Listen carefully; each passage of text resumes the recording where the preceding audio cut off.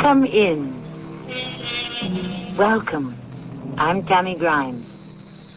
A famous biologist once pointed out that as certain living organisms, like the amoeba, never die, death, as we know it, is neither natural nor inevitable.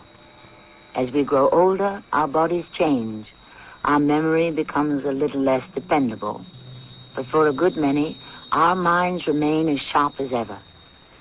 What an exciting world it would be if by some wizardry our bodies hardly changed and suddenly found ourselves living, say, twice as long as most of us do now. Possible? Maybe. Exciting? Maybe. But maybe not. Don't you see, Jerry?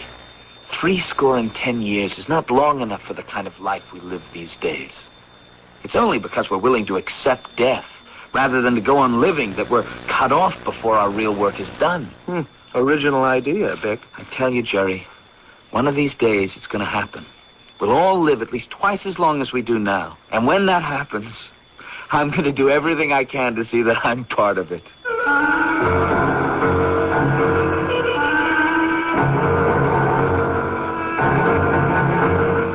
Our mystery drama, The Different People, was especially written for the Mystery Theater by Arnold Moss. It stars Christopher Tabori. I'll be back in a moment with Act One.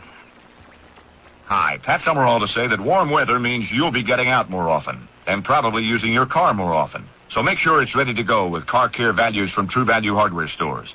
They offer high-quality Valvoline motor oil, plus kits for tune-ups and minor body work. And no matter how old your car is, you can give it a showroom shine with new Turtle Wax Minute Wax that requires no waiting or rubbing. You'll find these and many other car care values in the automotive department of participating True Value hardware stores and home centers, where you'll find values in every department. Lots of friends are dropping by, summer fun's in store. With picnic time and camping time, it's country time for sure. Before you all get thirsty, here's a tip that should be made. Get a drink that tastes like good old-fashioned lemonade. Country time, country time. Get down to your store for plenty of Country Time lemonade-flavored drink. Look for the Country Time coupon in this Sunday's paper. Tastes like good old-fashioned lemonade. Boy, oh boy, the designer store for boys and young men at Northland and Eastland Centers is holding the most incredible suit sale ever. Right now, suits by Pierre Cardin and other designers are all on special sale for $79.95 or less. Nothing costs more than $79.95 at Boy, oh boy. If your boy needs a suit for graduation or any occasion, take advantage of this never-again designer suit sale before it ends June 15th. You'll choose from hundreds and hundreds of suits in boys and young men's sizes. Every suit is from Pierre Cardin or other famous designers. Nubby linen textures, ice cream shades, shiny chinos, lightweight gabardines. Every designer suit at Boy oh Boy is $79.95 or less. Nothing costs more. Layaways available. You'll even get a $5 discount on all Pierre Cardin pants, too, at Boy oh Boy, Northland and Eastland. Alterations at cost.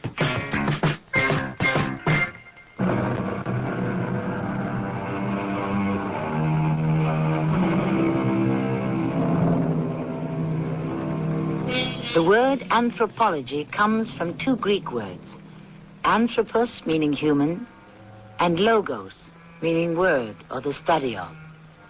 Anthropology is therefore the study of the human race, the science that deals with the origins, the development, the racial characteristics, the social customs and beliefs of all mankind. Two young men, Alan Bixby and Jerry Hansen, are on the teaching staff of the anthropology department of a large university. They are sharing an old house off campus that they have just rented. Easy does it, Jerry. Dick, I think we put too many books in this carton. No, it's just a couple of more steps here. It must be those two big volumes of Kraber's Anthropology. And all the Margaret Mead books. Oh.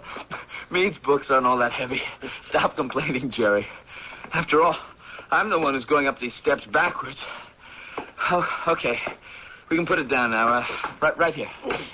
Ooh, what a relief. Certainly beats taking the books up here one by one into what's going to be our library. Why do you suppose the owners of this place built their bookshelves way up here on this top floor landing? Who knows? Maybe they wanted to hide them. Maybe they didn't like books. We're going to have to clean out most of this junk before we can put the books into the shelves. Yeah, we can stash most of the stuff in that big empty closet at the end of the hall. Oh, that's a good idea. Why don't we start with this little monster over here? I don't know, foot locker, chest, whatever you call it. Grab onto the handle, Jerry. Okay. I'll get the one on the side. Here we go. Okay. Whoa, hey, wait a minute. The top of this thing came open. It wasn't locked. What do you suppose is in it? That's really none of our business, Professor Hanson. True, but aren't you curious, Professor Bixby? Just the slightest bit curious? Jerry, stop twisting my arm. Well, then let's take a look. What do you know? Well, it's just a lot of paper. Oh, no, this is a lot more than paper. They're packets of letters, old letters. Dozens and dozens of them. Most of them seem to be addressed to the same person, Mrs. Timothy Partridge. Oh, handle them carefully, Jerry. They're ready to fall apart. Oh, hey, here's one without an envelope. Look at the date on it. May 14th, 1865. 1865? A letter written, 115, 120 years ago? I don't believe it. Listen to this. May 14th, 1865. Somewhere in Virginia, my dearest wife, Amantha. This terrible war is finally over. A little over a month ago, Lee surrendered to Grant at a place called Appomattox. With luck, I should be home within a week. 2 men under my company command, the Kennicott brothers, John and Matthew, will be joining us with their wives. My dearest love, I've never written you a letter like this before, but something strange has happened to the 3 of us. Although the men in our company were all exposed to the same bullets, the same diseases that wounded or killed so many of them, only the 3 of us are coming out of this war completely untouched. We've asked ourselves how this could have happened, and we think we have the answer. Big, why are you stopping? It's the bottom of the page. He goes on here on the second page. No, careful with the paper. It could crumble right in your hand. We may just have been lucky with the odds in our favor. But I think it was something else. I can't tell you in this letter what that answer is because you'd think we were all of us out of our minds. One thing we do know. Once we get home, we're going to pull up roots with you, our wives, and go someplace far away where we'll see no one.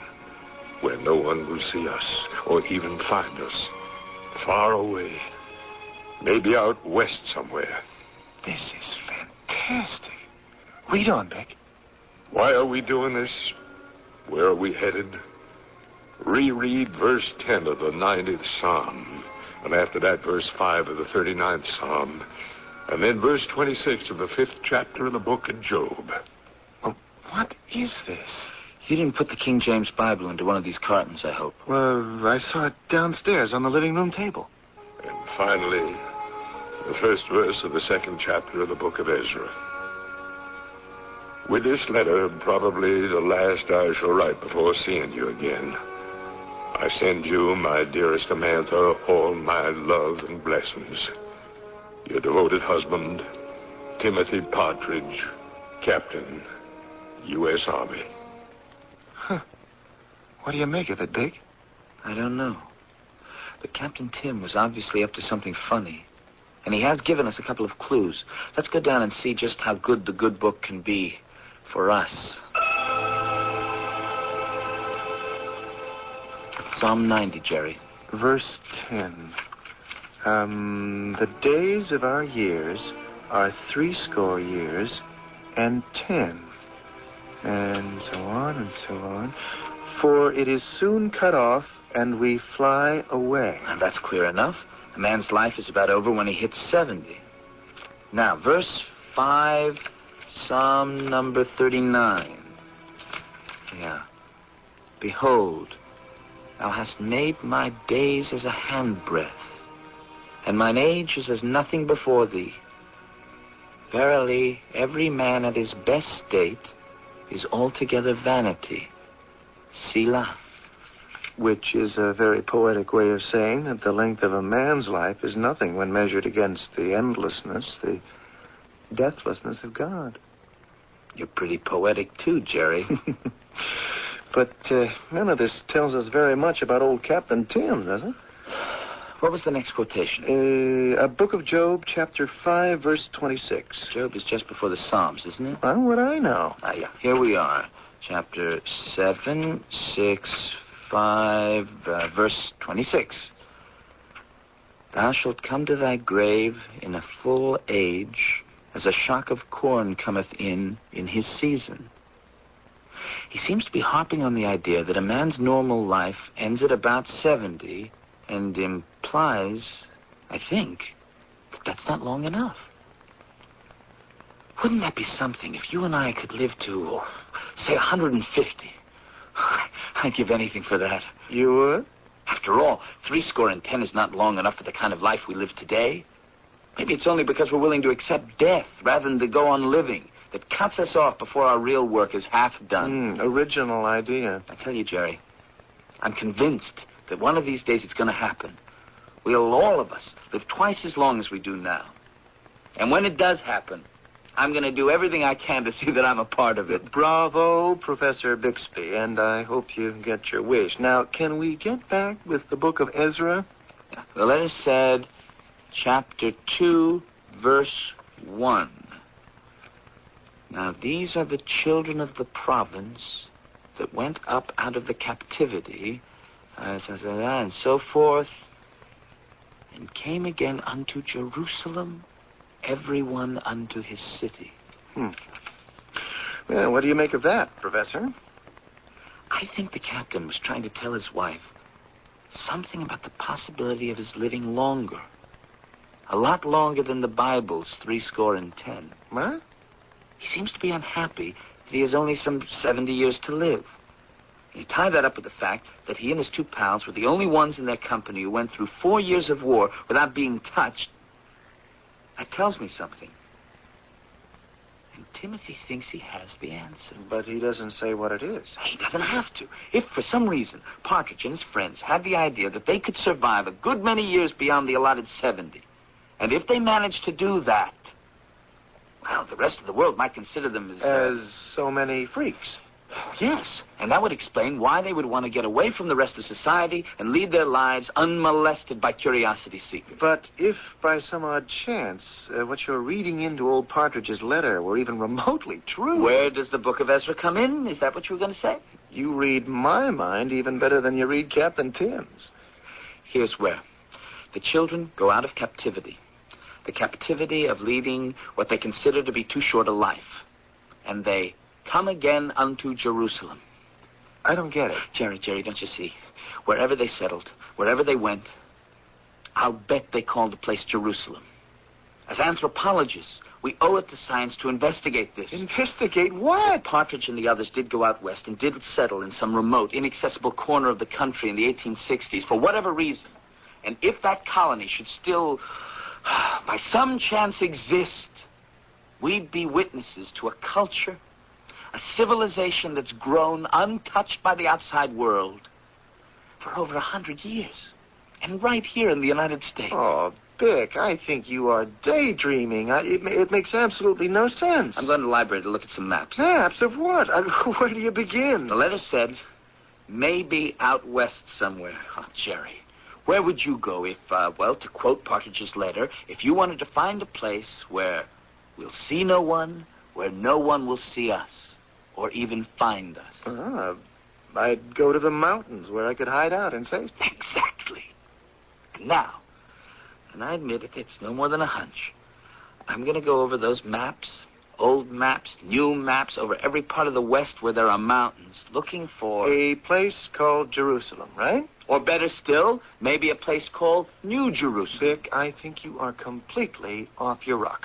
Maybe, Jerry, but if I'm not, we may be on the trail of one of the finds of the century. Hey, I am going to stay right in this little cozy corner of town. You, dear Bick, are on your own on this wild goose chase, completely on your own.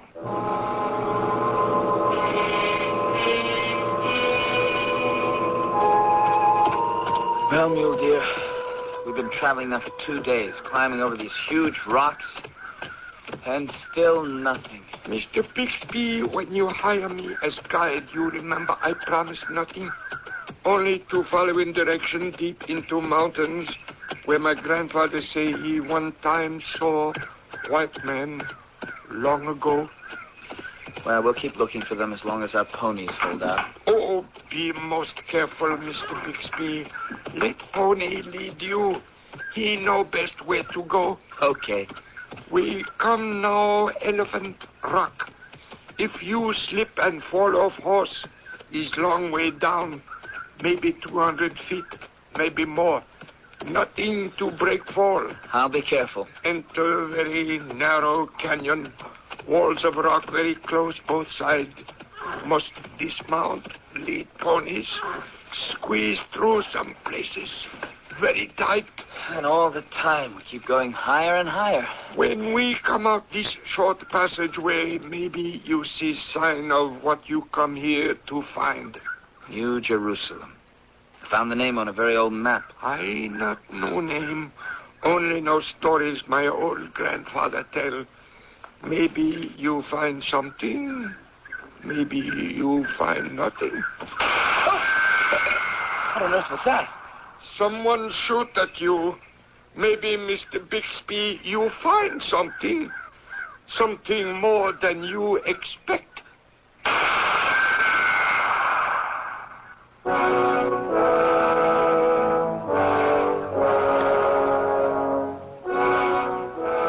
The chief purpose of scientific investigation, we are told, is to penetrate into the darkness that shrouds the unknown. But those who pursue knowledge more often meet with defeat than with success. And yet they keep trying. To what discovery will young Professor Bixby's curiosity lead him?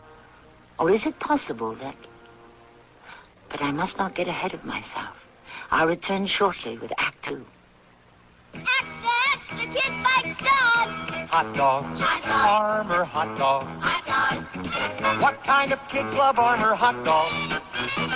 Big kids, little kids, kids who climb on rocks. Fat kids, skinny kids. Even kids with chicken pox love hot dogs. Armor hot dogs. The dogs kids love to bite. The dogs kids love To bite. In Poland, people are standing in line to go hungry. There is not enough food. The agencies of the Interfaith Hunger Appeal are getting through with food and other aid. Please, help. Give to Interfaith Hunger Appeal, P.O. Box 1000, New York 10150. You are the hope of the hungry. Please, give. A public service of Interfaith Hunger Appeal and the Advertising Council. Hey, Mom, Dad, guess what I'm saying? Apple Basics, floppy disks, graph force. If you can't guess, the time to learn is now. Computer speak is the language of the future. Prepare yourself and your children. Come to Simtech, your computer knowledge store, for a special 2-week program called Family Future Days. It includes Kids Computer Camp, where your kids will become fluent in Apple Basic and GraphForth, a graphics and animation language. For 2 weeks only, May 17th through the 29th, Simtech offers Apple hardware, software programs, and hands-on classroom education for your kids. And you, for only $2,195. You save over $1,000 on the regular price. There's a free hands-on introduction to Family Future Days this Saturday at Simtech on Maple, just west of Telegraph. Call 855-3990 to register. That's 855-3990. What better place to educate your kids for the future than your computer knowledge store? Floppy disks, graph force, software.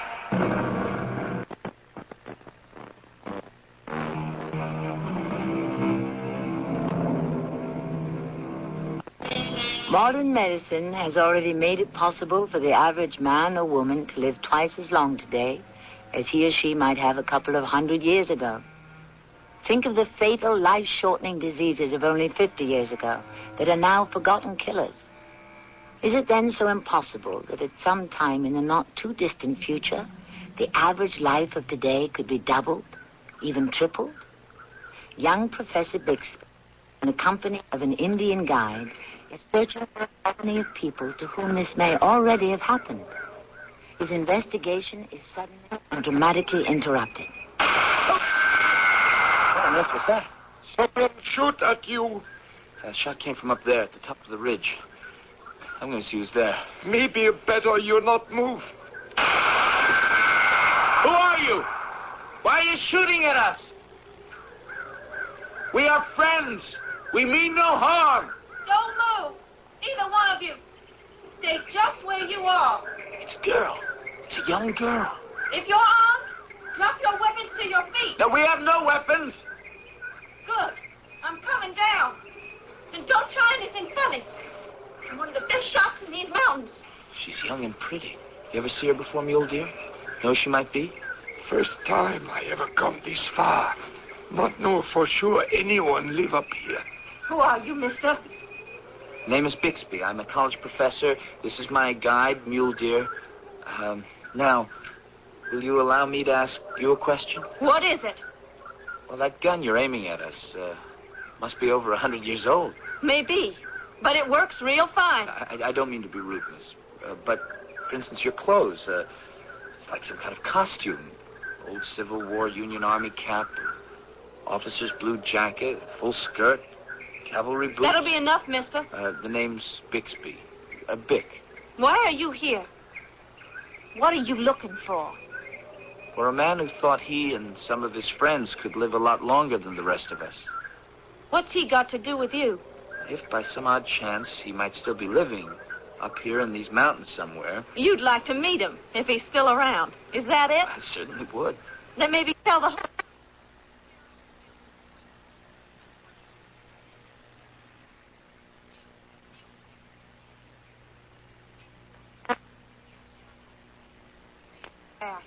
If you ever again bring anybody else up here... No, I go, lady. I go. I don't come back.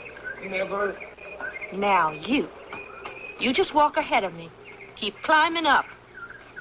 I'll be right behind you. My gun pointed at the back of your head every minute of the way. How much further do we have to go? I'll let you know, mister, when we get there. Well, just watch your footing. Rained last night. The stones are kind of slippery. I wish you'd stop calling me mister. I'm Bick. Well, to my friends. What's your name? Don't turn around. You just keep walking straight ahead. Name's Susanna. Oh, what a pretty name. Right out of the Bible. Susanna, what? Keep moving. Tell me something. Yes, ma'am.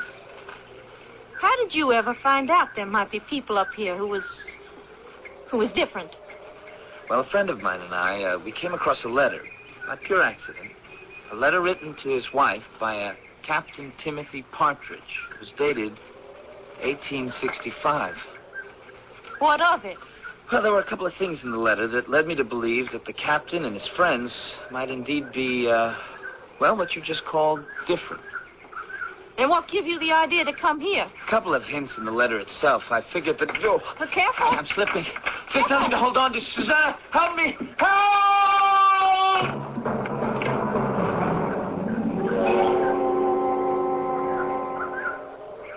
Are you all right?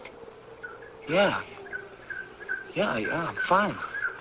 At least I think I am. Try moving your arms and legs. Real slow. Real careful. Yeah, there. There's no problem. I can't believe it. No, don't try to get up. Why not? You just took a tumble off that cliff up there. See it? It's a good 75 feet. Except for a couple of scratches.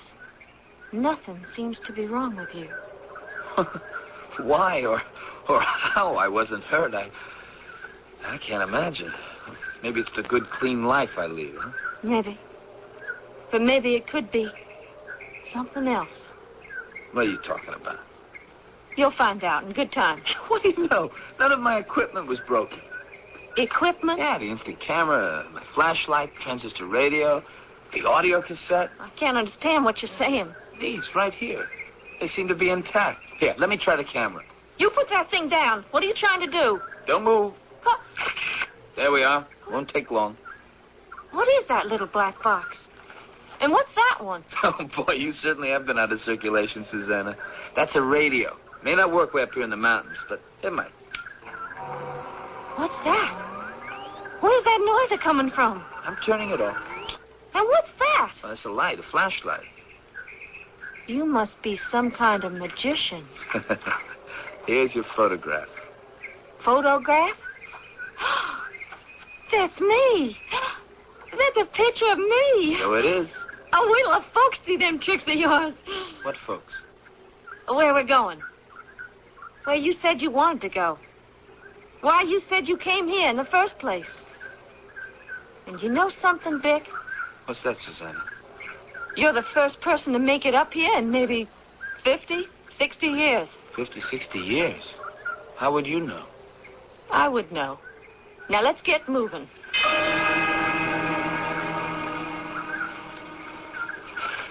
Can we sit down for a minute, Susanna? I suppose. Oh, you know, I've never seen country like this in my entire life. So beautiful, and yet at the same time, so menacing. Strange silence, except for our voices. Nothing. Absolutely nothing. And that's the way we're going to keep it.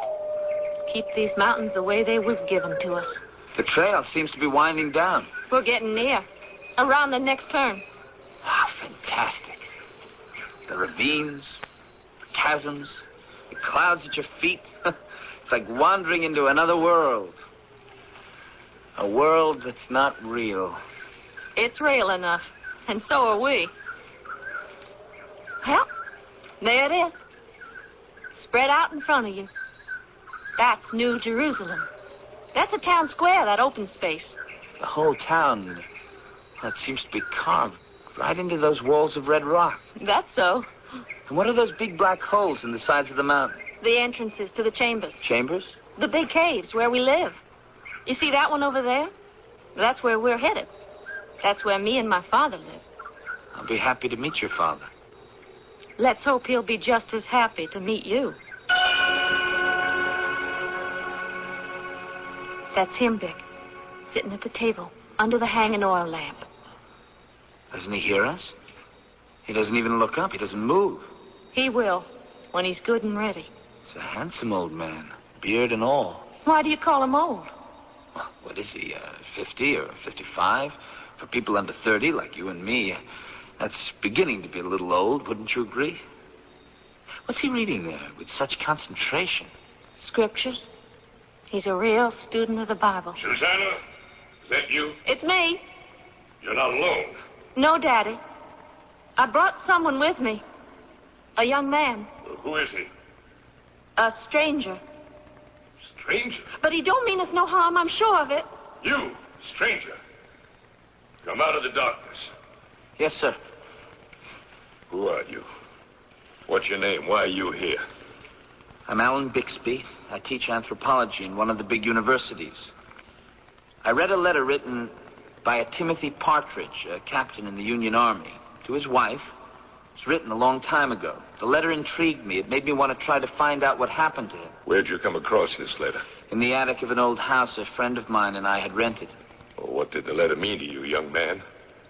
That the writer thought he had discovered the secret to a much longer life than is given to most of us. And you found your way here in order to discover what that secret was, right? Yes, I suppose so. And once you'd found these different people and discovered how they got that way, you would then go back to the outside world. And pretty soon the newspapers would find their way up here to these mountains and have a high old time at the expense of the people you'd spied on. Am I right? Wait a minute, Daddy. I have good reason to think that... Hold your tongue, Susanna.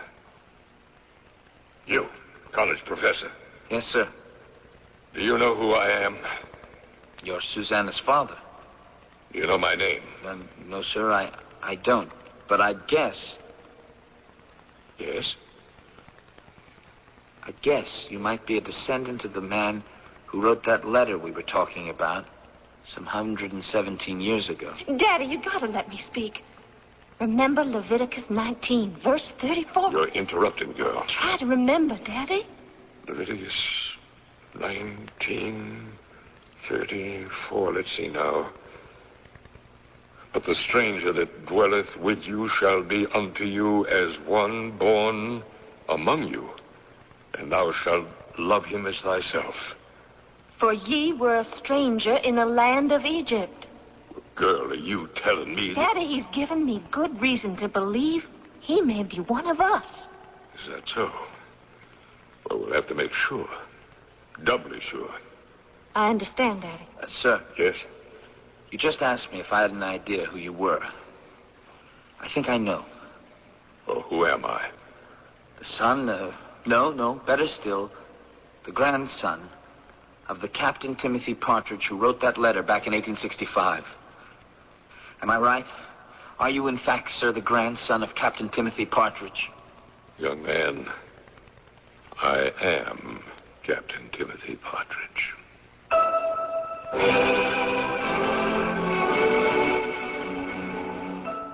It's been written that to know how to grow old is the masterwork of wisdom and one of the most difficult chapters in the great art of living. It's also been written that you imagine what you desire. You will what you imagine. And at last you create what you will. I'll be back shortly with Act 3. Thank you. Quick, open that package. The Metamucil? Where's Connie? We're still in the store. Right now, you could win big in Metamucil's Instant Riches Sweepstakes. See specially marked packages for game cards and entry details. You can win up to $10,000 or valuable shopping sprees. And there's something for everyone. 40 cents off my next purchase of Metamucil. Let's buy another. People are staring. Play Metamucil's Instant Riches Sweepstakes while supplies last. Void where prohibited by law. No purchase necessary. Read label and follow directions. Weekdays on CBS television. Wake up to comedy with One Day at a Time. You really think you're hot stuff, don't you, Schneider? Ladies in this building, don't call me super for nothing. Then, keep laughing as Mel lays down the law on Alice. There is only one rule in the restaurant business, Vera. Get them to swallow it. And The Price is Right with the priceless Bob Barker. That's One Day at a Time. Alice and The Price is Right. Weekdays on CBS television. Check your local listings for the time. When you want to see a new or used car, think of this.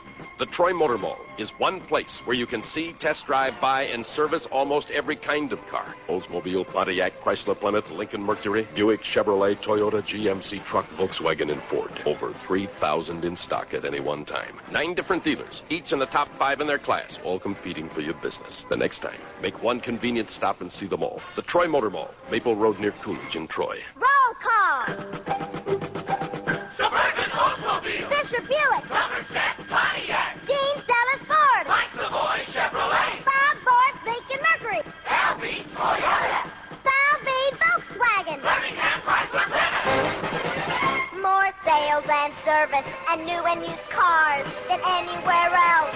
Under the stars, the biggest automotive center in the whole wide world. Troy Motor Mall. Maple Road, that's 15 mile between Coolidge and Crooks in Troy.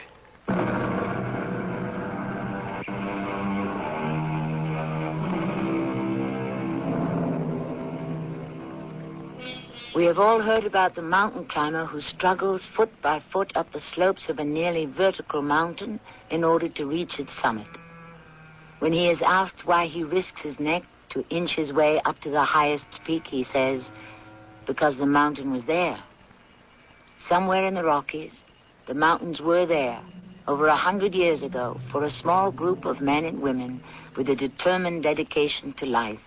Vic Bixby, who has fought his way into these mountains in search of knowledge, is enjoying a ride over the waters of a calm, cold mountain lake. His companion, young, pretty Susanna. Tell me more, Vic, about the world. The outside world where you come from. Tell me more about them magic things that are a part of that world. I'd rather hear you talk. About your father, about the rest of the people, about you. Not now, Vic. Not now.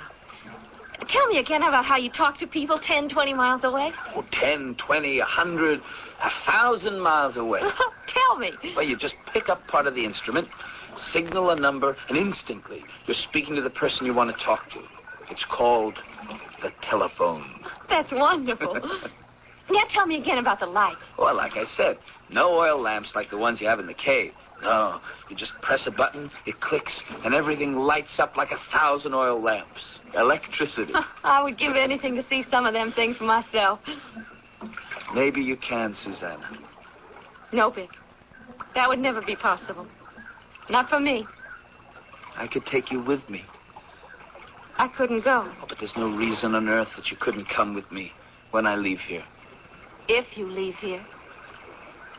What's that? What's happening, Susanna?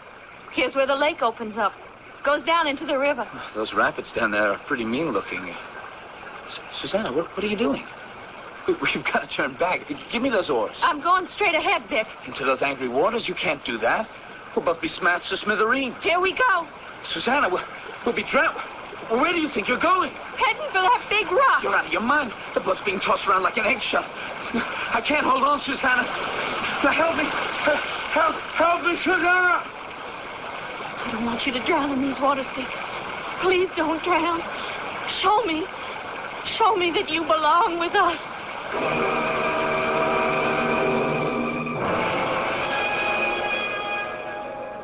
You're a very lucky man, Mr. Bixby. Lucky indeed, Captain Partridge. How I survived in those waters, I've no idea. You survived because you willed yourself into survival. And I'm glad you did. Susanna, that was no accident, was it? You purposely rowed the boat into those rapids. You intentionally tipped the boat so that I'd be thrown overboard. Did you or didn't you? I suppose I did. But why? Why, Susanna? To test you. What kind of test was that? I could have drowned. I could have been crushed to a pulp against those sharp rocks. Oh, no, young man. The fact that you're here proves that you couldn't. You are one of us, Vic. One of what you would call the different people. And if I hadn't been? Sit down, Mr. Bixby. Tell me, when did you first realize that the span of 70 was not enough for you? That your work, whatever it is, needed more time for its completion? I'm not sure. I do remember once saying to a colleague of mine that it was only because we are willing to accept death that we're cut off right in the middle of our life's work. You believe that the time might possibly come when you might live twice as long as the people around you? That it could happen to you? Yeah, I guess I did. You know, Captain Partridge, when I get back to what you and Susanna call the outside world, they're just not going to believe this place exists. Or even that you exist. When you get back? Well, they'll want proof. They'll think I'm crazy. That all this town carved into mountains, you, Susanna, all of you, are things that exist only in my mad imagination. You won't have to convince anyone, Mr. Bixby. Because none of that'll happen. Of course it will. Vic, listen to my daddy. He knows. It won't happen, Mr. Bixby, for the simple reason that you're not leaving here. Emma. My father means what he says. Don't try to cross him. But I have obligations. I have work to do. Get to stay here? No, I can't. If he says so, you will. You're talking to me as if I were a child. I'm 29 years old. I'm a grown man. And that's not important. The world has got to know about you. Now, you listen to me, young man, and listen hard. All of us here have sworn never to leave this place. Never again to expose ourselves to the poisons of the world you come from. For thy people have corrupted themselves. Exodus chapter 32, verse 7. Further, if your outside world ever did anything to disturb our lives, to penetrate our secrets... What would happen? You'd provoke us into doing something we might all regret. Something you'd never think could happen. And you, Mr. Bixby, would be responsible. You just remember that. Will you come with me, Susanna? I can't. My father's just told you why. And one thing more. You take a good look at Susanna here. In your world back there, you all grow physically older 4 times as fast as we do up here. You get what I'm saying? 4 times as fast. Now, Mr. Bixby, would you be good enough to pick up the family Bible on the table over there? Hey, careful with it. It's very old. Kindly open the front cover. Run your finger down the list of names with the dates of their birth. You find the name Susanna? There's only one. Yeah, here it is. Would you please read what it says? Susanna Partridge, daughter, born to Timothy and Amantha Partridge, New Jerusalem, January 28th, 1871. 1871. More than 110 years ago, Mr. Bixby. 110 years. Mr. Bixby has dropped the family Bible, Susanna. Would you kindly pick it up?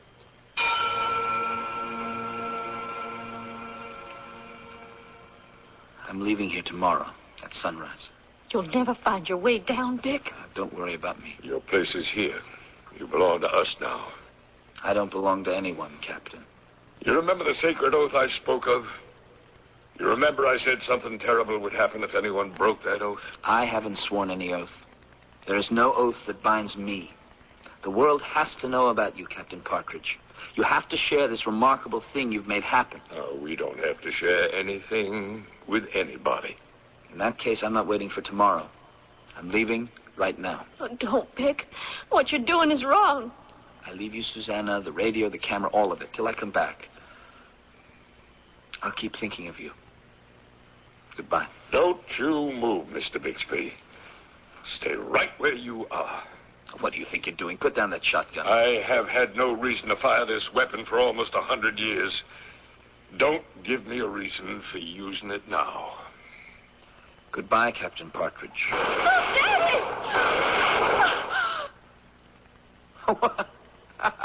What do you know? Missed me with both of them. And you no more than 10 feet away from me. You're getting a little rusty, Captain. Are you all right, Dick? Not a scratch. Your father seems to have forgotten that I'm one of you. Captain, I do not wish to die. Not yet. So no bullet, yours or anyone else's, can touch me. Any more than you, Captain, were touched by enemy bullets in the 1860s. Goodbye. Both of you.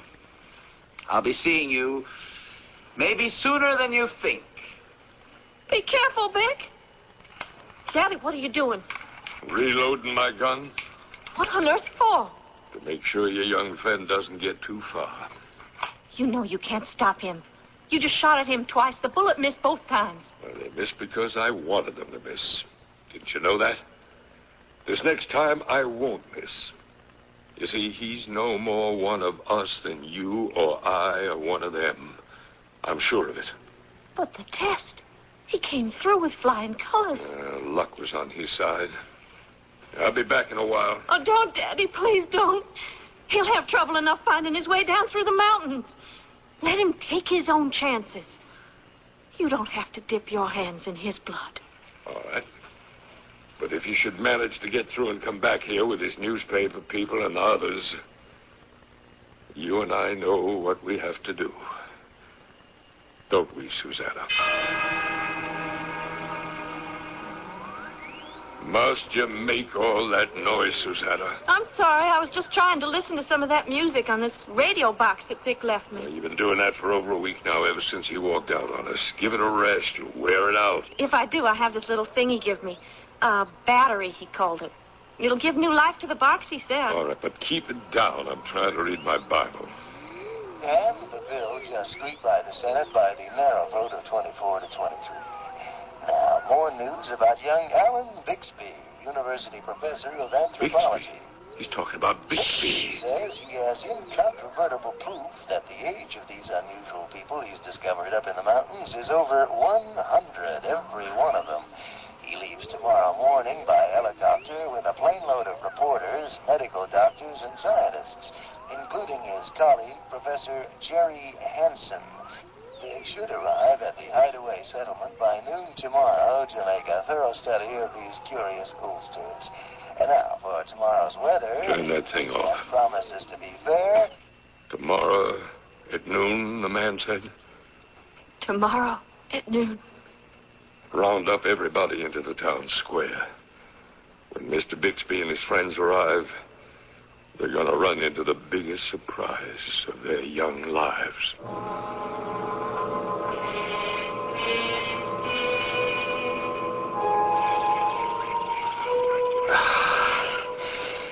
This must be the most godforsaken place on the planet Earth, Big. Like the end of the world. Jerry, when I told you I'd find this place, you said I was off my rocker. Well, the odds were certainly against you. And when I said I'd find Timothy Partridge, if there still was a Timothy Partridge... Yeah, I remember. Are we moving too fast for the others back there? Don't worry about them. Those doctors and psychiatrists and the others are just as anxious as we are to get to New Jerusalem.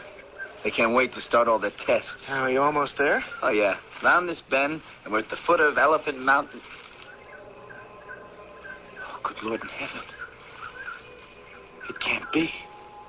All those crushed bodies. Dozens of them. All over the place. Like a huge funeral pyre. All of them dead.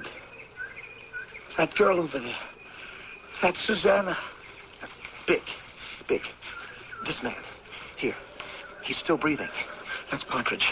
That's Timothy Partridge. Captain Partridge. It's me, Alan Bixby. I know. What happened here, Captain? I tried to warn you. Tell me what happened. Long time ago, our people willed themselves into living a longer life. Today, we willed ourselves into ending that life. But why? Why? There will be no needles jabbed into our flesh now. No drawing of blood to test our bodies. You'll not pick at our brains or destroy our souls. Since we're not animals, not monstrosities, we chose to fling ourselves to our destruction from that high cliff up there. Everybody? Everybody. How could you do such a terrible thing? You didn't understand our world. We had nothing but contempt for yours, so we kept the oath that we had sworn. I had no idea. Well, of course you didn't. Oh, one last thing. Have no regrets about Susanna. Your world and hers could never have come together.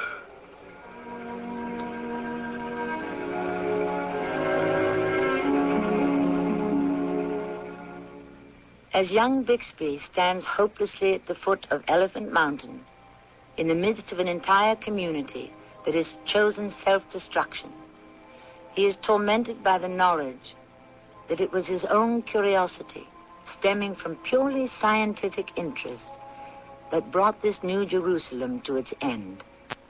I'll be back shortly.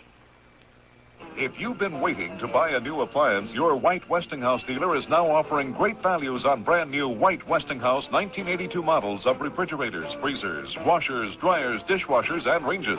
And just when you need it most, White Westinghouse dealers are featuring a great spring price down event on previous year's models, floor samples, and other price down values. So buy now and clean up at the White Westinghouse Great Spring Price Down. White Westinghouse, we're making things better for you. I'm Lorette Rupi, Director of Peace Corps. In 60 countries around the world, Peace Corps volunteers are sharing their skills and knowledge with people who really need them. But we need more volunteers, and we need them now. Volunteers are urgently needed in agriculture, math, science, and biology. Call Peace Corps now for more information. 800-424-8580. It's the toughest job you'll ever love. A public service message of this station and Peace Corps. If you've been putting money aside, you can almost see inflation eroding its buying power, unless it's earning high interest rates or substantial dividends. And right now, thanks to Dreyfus Liquid Assets, even a small investment can profit from the currently high interest rates with complete cash availability. Think of your Dreyfus Liquid Assets account as an income-earning investment with free checking privileges. Privileges that allow you to pay bills and still earn money till the check's clear. You can even withdraw all or part of your cash by phone. There's never a penalty, never a sales or withdrawal charge. To get all the details, call toll-free 800-228-5000. for a simple, no-jargon information booklet and a prospectus including management fee, charges, and expenses. Find out how Dreyfus Liquid Assets helps you get the lion's share from today's high interest rates. Read the prospectus carefully before you invest. 800-228-5000. No charge for the call. 800-228-5000. Call now.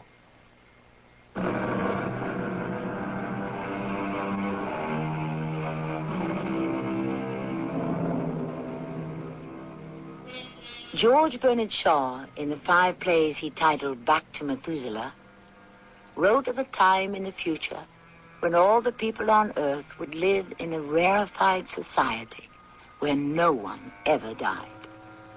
According to Shaw, that final happy event would take place 30,000 years from now. But who wants to wait 30,000 years to see if it'll really turn out that way? I don't. Do you? Our cast included Christopher DeVory, Jada Rowland, Arnold Moss, and Russell Horton. The entire production was under the direction of Hyman Brown. Radio Mystery Theater was sponsored in part by White Westinghouse Appliance Company. This is Tammy Grimes inviting you to return to our Mystery Theater for another adventure in the macabre.